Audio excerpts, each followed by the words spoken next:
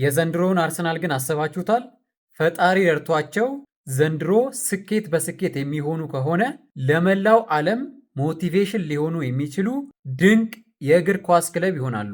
ለእግር ኳስ ተመልካች ብቻ ሳይሆን ከእግር ኳስ ውጭ ላሉትም ለተማሪ በሉ፣ ለዶክተሩ በሉ፣ ለቀን ሰራተኛ በሉ፣ ለደሃው፣ ለሀብታሙ ብቻ በዚህ ምድር ላይ ስራ ሰርቶ ስኬታማ መሆን ለሚፈልግ ለማንኛውም ሰው ሞቲቬሽን ምሳሌ ሊሆን የሚችል ክለብ ይሆናል። አርሰናል እንደምታውቁት ከ6 ዓመት በፊት ከሚኬል አርቴታ በፊት ማለቴ ነው የማንም መቀለጃ የማንም መጫወቻ የትኛውም ቲም ሜዳው ላይ መጥቶ ከሜዳም ውጪ እንደፈለገ የሚጫወትበትና በጣም በርካታ ጎል እያገባበት እንደ ትሬኒንግ እነሱን የሚቆጥርበት ጊዜ ነበረ። ከዛ በኋላ ግን ሚኬል አርቴታ ከ6 ዓመት በፊት ይህንን ክለብ ተረከበ።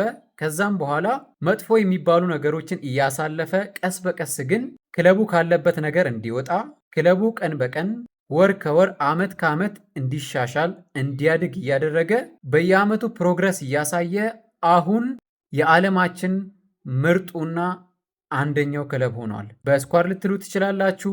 ሌሎች ክለቦችም እነሱን ለመግጠም ከመፍራት ልትሉ ትችላላችሁ።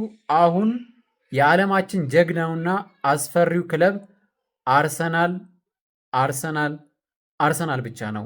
ይህንን እንኳን ደጋፊ ያልሆነ ጭምር የሚመሰክርለት ጉዳይ ነው። ስለዚህ አሁን ላይ የአርሰናል ትልቁ ጉድለት ተብሎ የሚታሰበው ዋንጫ ብቻ ነው። ይህንን ዋንጫ ደግሞ ዘንድሮ እግዚአብሔር የሚረዳቸው ከሆነ የሚያሳኩ ይመስለኛል።